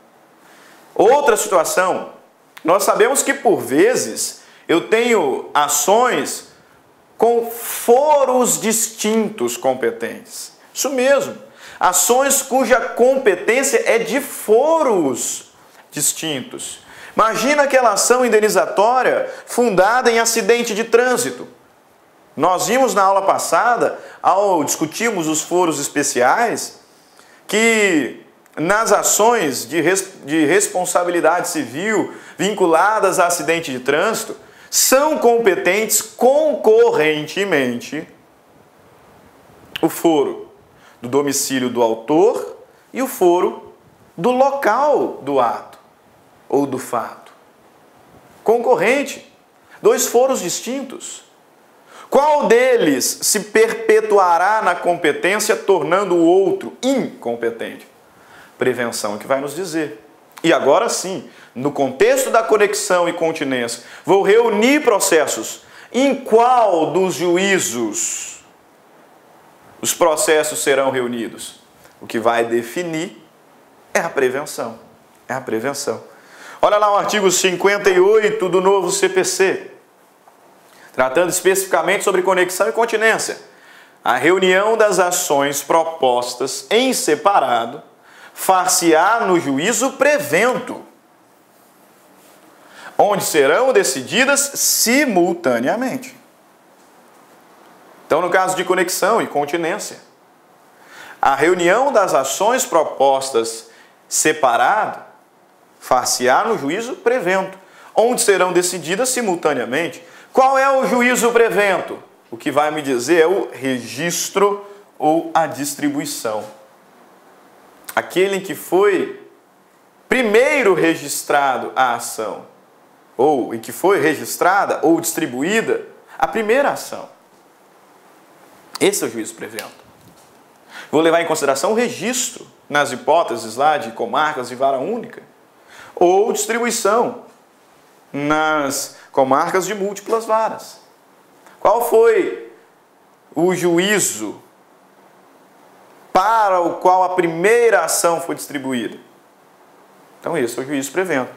Artigo 59. O registro ou a distribuição da petição inicial torna prevento o juízo. Torna prevento o juízo. Ok? Artigo 59. Só mesmo para fazer menção a esses dois artigos é que eu fiz questão de falar sobre prevenção com os senhores. Por quê?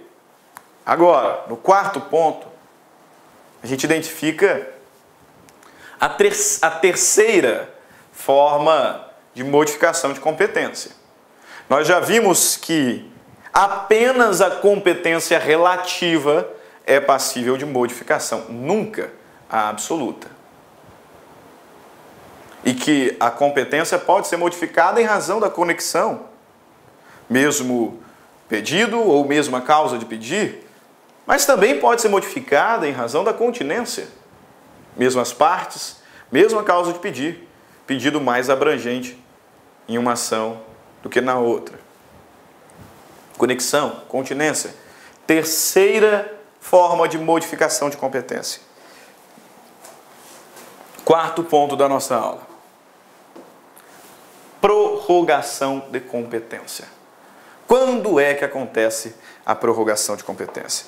Meus caros, no início dessa aula e no final da última aula, eu trouxe para vocês a informação de que o novo CPC, ele extinguiu a chamada exceção de incompetência relativa. De modo que agora o réu deve alegar a incompetência relativa na contestação. Lembre-se que o juiz ele não pode reconhecer a incompetência relativa de ofício. Isso é dever do réu. E o réu tem uma oportunidade para alegar a incompetência relativa. Essa oportunidade é a contestação. O réu deve alegar a incompetência relativa em preliminar de contestação. E aí a pergunta é, e se ele não alegar a incompetência relativa na contestação? Se ele não fizer isso, esse juízo, que originalmente era incompetente relativo, se o réu não suscitar a incompetência relativa em preliminar de contestação, esse juízo originalmente incompetente torna-se competente. E isso é o que nós chamamos de prorrogação. A prorrogação de competência acontece quando o réu deixa de alegar a relativa incompetência do juízo na hipótese, no momento da contestação. E aí esse direito de alegar a incompetência relativa, ele preclui. O réu não mais poderá fazê-lo. Em nenhum momento, grau de jurisdição, nem mesmo em ação rescisória. Por que isso? Porque se ele não fez, o juízo originalmente incompetente tornar-se-á competente. Isso que nos diz lá o artigo 64 do Código Civil, no seu parágrafo 1º. Ok? Olha aqui, separei para nós. Artigo 64, caput, nos diz a incompetência absoluta ou relativa será alegada como questão preliminar de contestação. Então, acabou a exceção de incompetência relativa. A incompetência, tanto absoluta quanto relativa, será alegada em preliminar de contestação. Não há mais exceção de incompetência relativa. Beleza? A diferença é que, se a incompetência absoluta não for alegada na contestação, veja bem, parágrafo 1º, a incompetência absoluta pode ser alegada em qualquer tempo ou grau de jurisdição e deve ser declarada de ofício. Meus caros, competência absoluta é questão de ordem pública. Então o juiz pode de ofício, pode não, ele deve de ofício declarar a incompetência absoluta. Se ele não fizer, a parte, o réu, deverá alegar incompetência absoluta em preliminar de contestação. Mas se ele não fizer, a incompetência absoluta como matéria de ordem pública pode ser alegada em qualquer tempo e grau de jurisdição. Portanto, não preclui. Diferente é a incompetência relativa. A incompetência relativa não pode ser declarada de ofício pelo juiz, porque é matéria de ordem privada. Só o réu pode fazê-lo. E ele deve fazê-lo em preliminar de contestação. Por quê? Se ele não fizer, artigo 65 do novo CPC, prorrogar-se-á a competência relativa se o réu não alegar a incompetência em preliminar de contestação. Em outras palavras, se o réu não alegar a incompetência em preliminar de contestação, aquele juiz incompetente torna-se competente. Portanto, modificou a competência e modificou em razão da prorrogação. Prorrogação. Última forma de modificação de competência. Última forma de modificação de competência é a derrogação. O que é isso, professor? A derrogação transmite a ideia de acordo de vontades. A competência relativa. Olá, meus amigos, tudo bem? Sou o professor Luiz. Desculpa interromper essa sua grande videoaula, mas muitos de vocês estão perguntando: professor, e o PDF dessa aula? Onde que está o PDF dessa aula? Atenção, o PDF dessa aula, a gente pede uma pequena contribuição aqui para a nossa plataforma da Lá Concursos, né? Olha só, atenção, todos os PDFs, não só dessa aula, mas todos os PDFs que eu falo que é do curso do TJ, da playlist da Lá Concurso TJ Pará 2019, né? Mais o Personal Coach. O que é o Personal Coach? É a nossa ferramenta pedagógica, ou seja, você pode assistir também esse vídeo, tá, lá na plataforma através do Personal Coach. Personal significa pessoal e coach significa treinador. Você vai ter um treinador pessoal aqui, a gente vai controlar você, a gente vai ranquear, nós vamos acompanhar o seu desempenho. Professor, quanto custa os PDFs e mais o Personal Coach? Apenas R$ 29,90. R$ 29,90 é o preço aí dessa pequena contribuição desse projeto aí da Lá Concurso, ok? Forte abraço, já, tchau. A competência relativa, ela pode ser modificada por acordo de vontades. Competência relativa é matéria de ordem privada. Então as partes têm discricionariedade. As partes, os interessados, eles podem deliberar e eles podem alterar as regras de competência relativa. E quando fizerem isso, nós estamos modificando a competência por derrogação. Derrogação. Estamos modificando a competência por derrogação. Mas alguns detalhes. Primeiro, eu só posso modificar a competência relativa. Por derrogação, só ela. Na verdade, qualquer critério, qualquer forma de modificação, só pode ser competência relativa. Mas especificamente aqui, as partes podem deliberar, elas podem alterar as regras da competência relativa. E provavelmente você já viu isso acontecendo. Porque, na maioria das vezes, essa competência relativa ela é modificada por derrogação por meio da famosa cláusula de eleição de foro. Você já deve ter visto isso num contrato, né? Geralmente, última cláusula do contrato é a eleição do foro.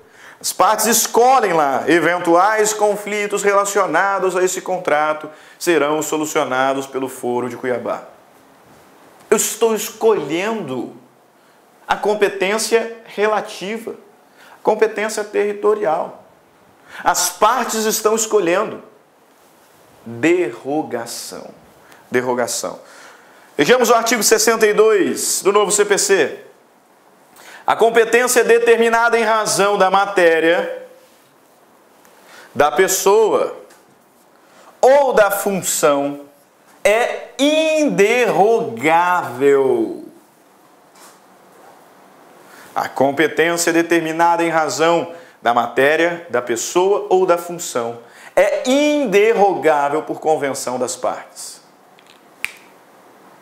Então as partes não podem deliberar sobre competência em razão da matéria, pessoa ou função. Por que elas não podem deliberar? Dessa vez vocês responderam rápido, hein? Então, de parabéns! Rapidinho! Esses critérios não podem ser modificados porque são critérios de competência absoluta. A competência absoluta não comporta derrogação. Olha que texto precioso, à luz do que nós já vimos.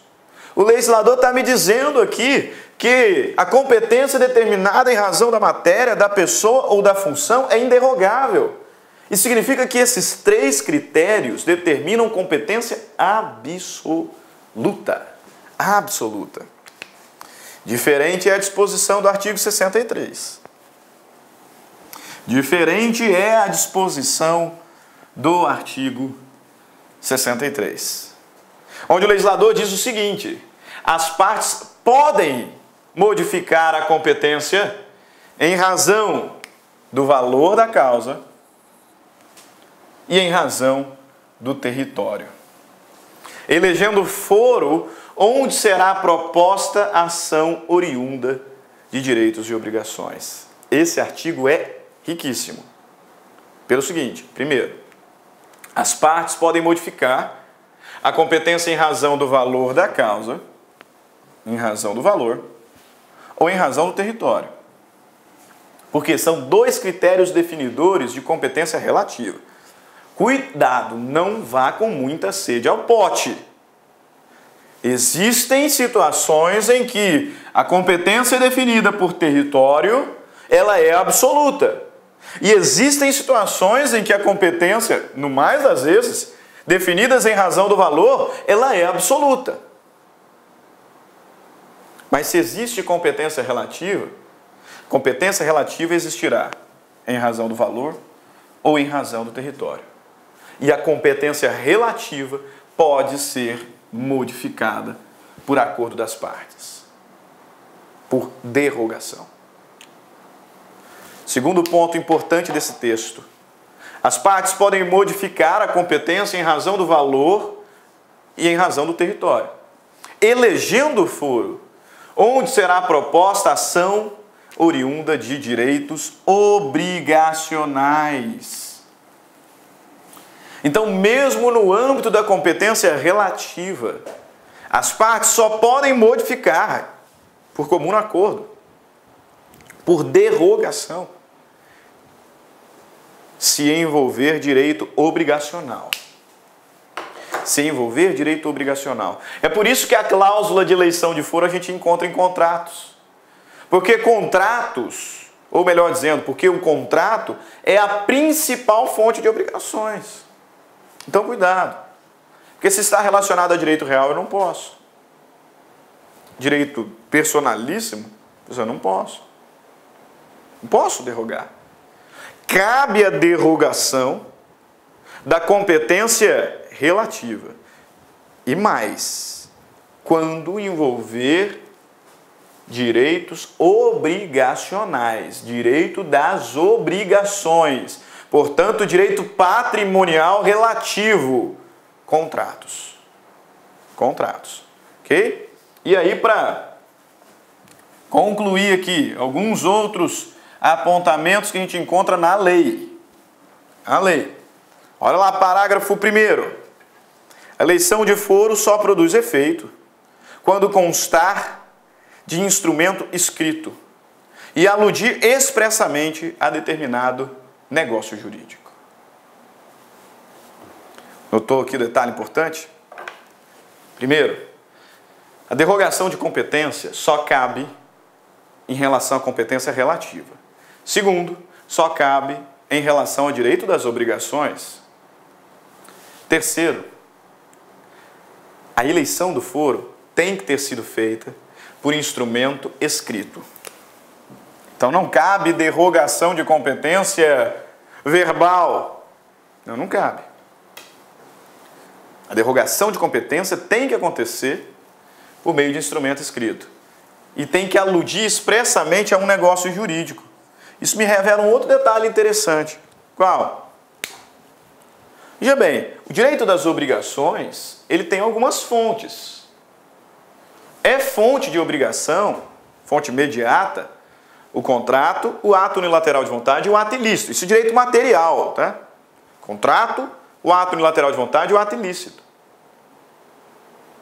Portanto, alguns poderiam pensar que é possível a derrogação da competência relativa quando estiver relacionada ao cometimento de ato ilícito, à reparação de danos.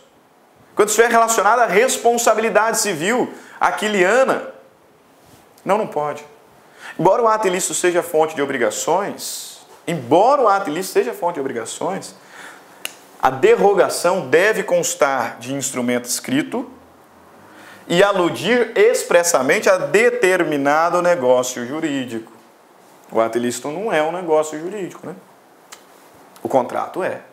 Por isso insisto, a gente vai ver derrogação em contrato. É a última cláusula daquele contrato que você assinou. Eleição de foro. Parágrafo 2º. O foro contratual obriga os herdeiros e os sucessores da parte. Isso é interessante, hein? Autoexplicativo. O foro que foi eleito pelas partes também vincula os seus sucessores e os seus herdeiros. Autoexplicativo, mas parágrafozinho importante. Parágrafo 3º.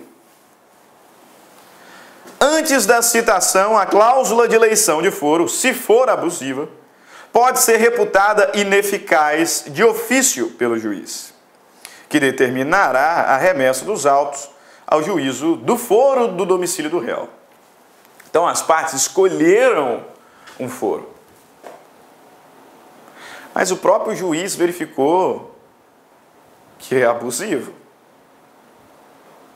Então, o juiz, de ofício, pode anular essa cláusula de eleição de foro, julgando-a abusiva e remeter os autos para o domicílio do réu. Direito do consumidor. Imagina que um consumidor tenha assinado um contrato elegendo o foro de São Paulo, mas ele, consumidor, mora em Belo Horizonte. O juiz de São Paulo, verificando a abusividade dessa cláusula, deve remeter os autos para o domicílio do réu. Para o domicílio do réu. Agora, se o juiz não fizer isso de ofício, antes da citação, aí o réu é que deve alegar a abusividade na contestação. Pegou? O juiz pode declarar de ofício a abusividade da cláusula antes da citação do réu. Se o réu foi citado, o juiz não pode mais fazer nada. Aí é o réu que deverá, citado, alegar a abusividade da cláusula de eleição, sob pena de quê? De preclusão e consequente prorrogação. Então o juiz pode, antes da citação do réu, de ofício declarar a cláusula de eleição de foro abusiva e remeter os autos para o juízo competente. Se ele citou o réu, aí ele não pode mais. O réu é que deverá alegar a incompetência, alegar a abusividade da cláusula na contestação. E se o réu não fizer isso, como nós estamos tratando de competência relativa, se o réu não fizer isso, prorroga-se a competência. Ele não poderá mais alegar a abusividade da cláusula de eleição de foro. Beleza? Pessoal, modificação de competência acaba aqui. Tá? O ponto importante, o ponto fulcral dessa aula termina aqui. Só que para fechar o capítulo da competência, e aí, prometo, rapidinho, porque aqui não tem muito o que discutir, tá? Então eu confesso, aqui vai ser mais análise dos artigos mesmo. Porque não tem explicação, não tem como a gente aprofundar demais aqui num preparatório para concurso público. Mas a gente precisa falar sobre cooperação nacional, né? Senão não o seu caso, mas alguns alunos vão falar lá, professor Luiz. Professor Stanley falou que a gente ia estudar até o artigo 69 e não estudamos os 67, 68, 69. Você sabe que tem gente que faz isso, né? Então a gente vai ver. Veja bem, não é uma matéria tão importante como as que nós já vimos. Mas, para fechar aqui o estudo sobre competência, e então passarmos à análise dos sujeitos processuais, falemos um pouquinho sobre cooperação nacional. Cuidado, cooperação internacional, muito importante. Tanto que nós tivemos uma aula só sobre cooperação internacional, de tão importante. Cooperação nacional, 3 artigos autoexplicativos. Tá? Primeiro artigo é o artigo 67. Nos diz o seguinte: aos órgãos do poder judiciário, estadual ou federal, especializado ou comum, em todas as instâncias, graus de jurisdição, inclusive aos tribunais superiores, incumbe o dever de recíproca cooperação, por meio de seus magistrados e servidores. Nós já vimos, lá no estudo sobre as normas fundamentais do Código de Processo Civil, que um dos princípios fundamentais do direito processual civil é a cooperação. Só que lá no início, o legislador disse que os sujeitos processuais devem atuar de forma cooperativa. E por sujeitos, entende? Autor, réu, juiz e auxiliares. Aqui no artigo 67, ele dilata essa premissa. Diz que, na verdade, a cooperação é um dever de todo o Poder Judiciário. De todos os órgãos que compõem o Poder Judiciário. Veja lá, aos órgãos do Poder Judiciário, seja estadual ou federal, da Justiça Especial ou da Justiça Comum. Então, verificamos aqui a distribuição da competência horizontalmente. Justiça Especial, Justiça Comum. Justiça Especial, trabalho, eleitoral, militar. Justiça Comum, federal e estadual. Horizontal, mas verticalmente também. Em todas as instâncias, graus de jurisdição, inclusive aos tribunais superiores. É regra o dever de cooperação. Cooperação é essa que será exercida por meio dos magistrados e servidores. Artigo 68, talvez aqui nos traga uma premissa maior destaque. Ele nos diz o seguinte: os juízos poderão formular entre si pedido de cooperação para a prática de qualquer ato processual. Por que esse artigo é importante? Esse artigo é importante porque isso significa que, no âmbito da cooperação nacional, não existe a figura da autoridade central. A autoridade central, que é indispensável para a cooperação internacional, e ela é exercida, em regra, pelo Ministério da Justiça. No âmbito da cooperação nacional, não existe. Por quê? Porque os juízes podem comunicar. A cooperação ela é feita de uma forma direta, sem intermediários. Olha o artigo 68. Os juízos poderão formular entre si pedidos de cooperação para a prática de qualquer ato processual. Então, independentemente de uma autoridade gestora, de uma autoridade central. O último artigo, o artigo 69, vai falar o quê? Os mecanismos de cooperação nacional. O pedido de cooperação nacional, o pedido de cooperação jurisdicional, deve ser prontamente atendido. Prescinde de forma específica e pode ser executado como? Quais são os mecanismos de cooperação nacional? Auxílio direto, reunião ou apensamento de processos, prestação de informações, atos concertados entre os juízes cooperantes. Então são os mecanismos. Mas, na verdade, do ponto de vista prático, isso não faz diferença. Porque aqui prevalece a liberdade de formas. Prescinde de forma específica.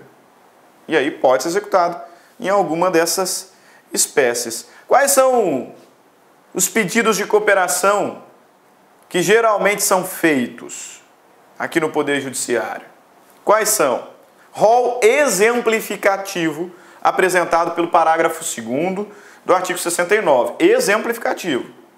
Aqui está me dando exemplos do que geralmente é solicitado em pedidos de cooperação nacional. Olha lá, os atos concertados entre juízes cooperantes poderão consistir, além de outros, então é exemplificativo, além de outros, no estabelecimento de procedimento para prática de citação, intimação, notificação de ato, obtenção e apresentação de provas e a coleta de depoimentos, a efetivação de tutela provisória, a efetivação de medidas e providências para a recuperação e preservação de empresas, a facilitação de habilitação de créditos na falência e na recuperação judicial, a centralização de processos repetitivos e a execução de decisão jurisdicional. Ele está me trazendo aqui um rol exemplificativo dos possíveis pedidos de cooperação nacional. E aí, para fechar o estudo da competência, artigo 69, parágrafo 3º. O pedido de cooperação judiciária pode ser realizado entre órgãos jurisdicionais de diferentes ramos do Poder Judiciário. Isso aqui eu quero um pouquinho de atenção pelo seguinte: a cooperação nacional pode acontecer entre justiças diferentes. Então ela pode acontecer, por exemplo, entre a Justiça do Trabalho e a Justiça Comum Estadual. É isso que o texto está dizendo.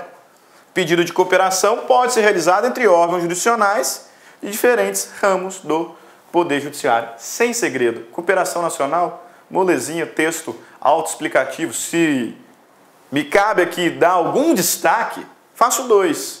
Fato de que na cooperação nacional não existe a figura da autoridade central. E segundo, que essa cooperação pode acontecer entre órgãos jurisdicionais diferentes dentro da organização do Poder Judiciário.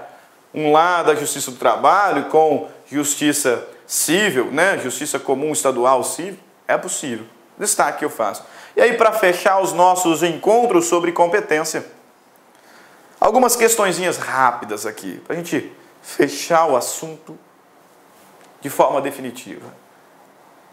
Repito, competência cai demais em concurso público, meus caros. Por isso que a gente está caminhando de uma forma um pouco mais espaçada. E para fechar com chave de ouro, tratando sobre modificação de competência, veja aqui algumas questões de concurso público. Primeira questão de 2016. Após a leitura das alternativas abaixo, identifique as afirmações corretas. 1. A competência relativa poderá modificar-se pela conexão ou pela continência. E aí, correto? Sem dúvidas, 2. Reputam-se conexas 2 ou mais ações quando lhes for comum o pedido ou a causa de pedir. Correto? Corretíssimo. 3. Serão reunidos para julgamento conjunto os processos que possam gerar risco de prolação de decisões conflitantes ou contraditórias, caso decididos separadamente, mesmo sem conexão entre eles. Olha o detalhe que nós chamamos. Correto? Correto. 4. Dá-se a continência entre duas ou mais ações quando houver identidade quanto à possibilidade jurídica do pedido e a causa de pedir. Absurdo, está muito errado. Está muito errado, porque possibilidade jurídica era uma condição de ação, nem é mais. Então, o texto aqui confundiu condição da ação com elementos da ação e ainda utilizou uma condição que foi extinta pelo novo CPC. Está muito errada. A alternativa correta, letra D, assertivas 1, 2 e 3. Próxima questão, da Câmara de Aracruz, procurador legislativo, meu saudoso Espírito Santo. Sobre o tema conexão, assinale a afirmativa incorreta. Alternativa A. Reputam-se conexas duas ou mais ações, quando lhes for comum o pedido ou a causa de pedir. Correto? Corretíssimo. B. Os processos de ações conexas serão reunidos para decisão conjunta, salvo se um deles já houver sido sentenciado. Correto? Correto. Pacificação e tipificação de entendimento jurisprudencial, inclusive matéria simulada.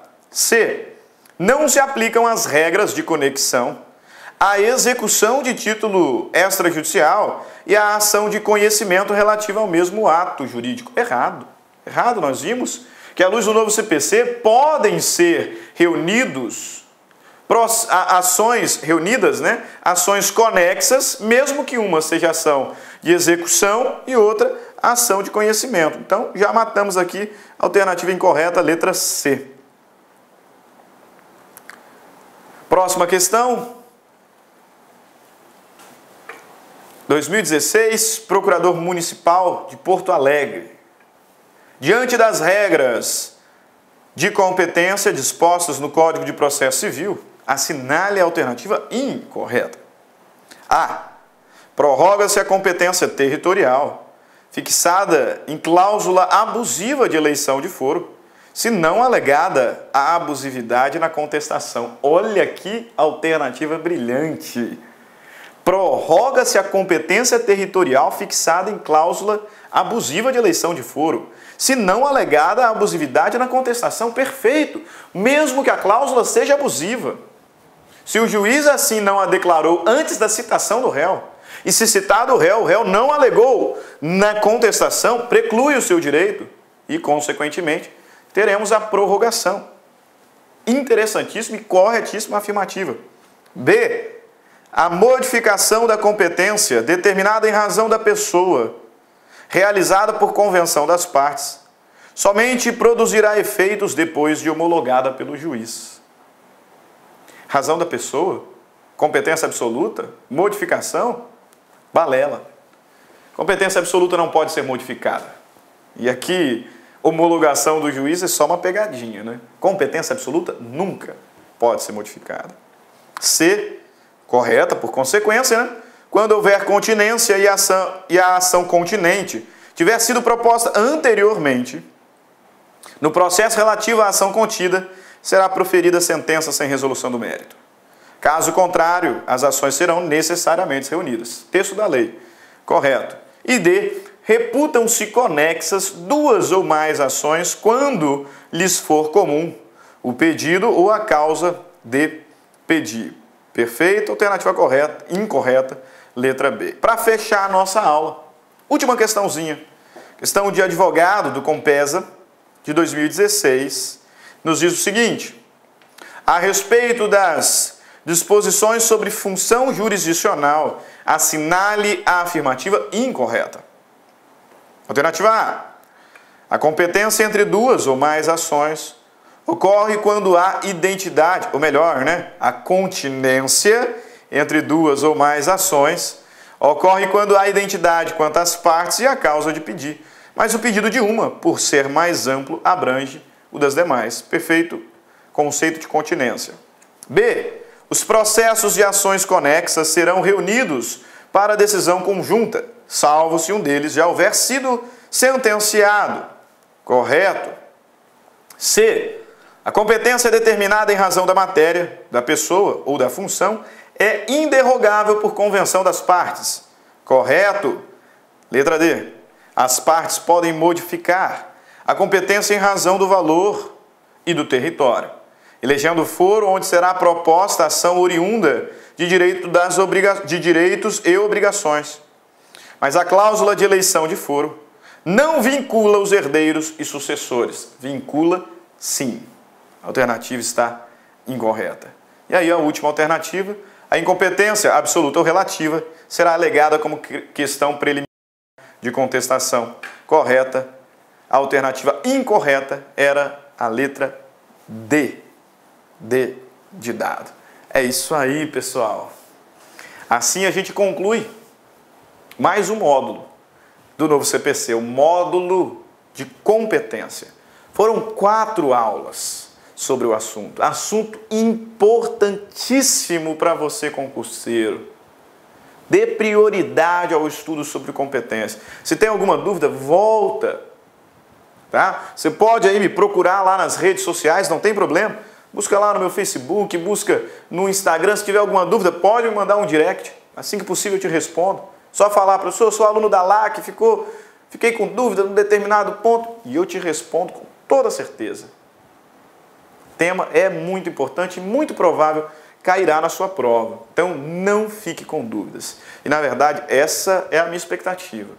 Espero que o nosso curso, 4 aulas, tenha sido extremamente proveitoso para você. E que realmente você não tenha ficado com dúvidas. O professor Stanley se esforça para ser o mais didático possível, para que você alcance e você realize o sonho da aprovação. Isso nos faz feliz aqui na LAC. Okay? Nós trabalhamos para isso. Portanto, espero que o professor Stanley tenha contribuído para o seu processo de aprendizagem. Okay? E mais do que isso, espero te ver em breve. Ok? Então fiquem todos com Deus. Um grande abraço e até a próxima aula. Tchau, tchau. Minhas amigas, sou o professor Luiz Antônio Carvalho. Quero agradecer você que ficou no final da nossa videoaula e dar 3 recados para vocês aí da LAC Concurso, né? O primeiro é o seguinte: o PDF e mais o Personal Coach, que é a nossa grande ferramenta pedagógica para acompanhar e potencializar, acelerar seus estudos por apenas R$ 29,90. Esse é o PDF mais a metodologia, ou seja, você vai assistir os vídeos, os mesmos vídeos, mas aonde? Na nossa plataforma no YouTube, ela é a nossa plataforma do site, ok? Por R$ 29,90. E também, lembrando para vocês que nós estamos preparando uma ultra revisão de véspera de no mínimo 20 horas, tá? Eu coloco no mínimo porque eu tenho certeza que nós iremos aí ultrapassar, né? Essa carga horária de 20 horas do conteúdo focado para o TJ Pará. Essa revisão é 100% baseada em exercício da banca do CESP, né? Que a gente já começou os preparativos dessa nossa super revisão. Começará a ser disponibilizado esse conteúdo a partir do dia 6 de janeiro. E essa super revisão é pay-per-view, tem que ser no site da LAC, por apenas R$ 39,90. E se você quer mandar um recado, conversar com o professor Luiz Antônio, faço um chamamento para vocês que nós temos um programa semanal chamado Concurseiros, que a gente transmite ao vivo, sempre às 19 horas, horário de São Paulo. E o primeiro programa de estreia, dia 30/10, estarei aqui com vocês. Bacana? Então, forte abraço com vocês e até a próxima aula, se Deus quiser. Tchau, tchau. Fui!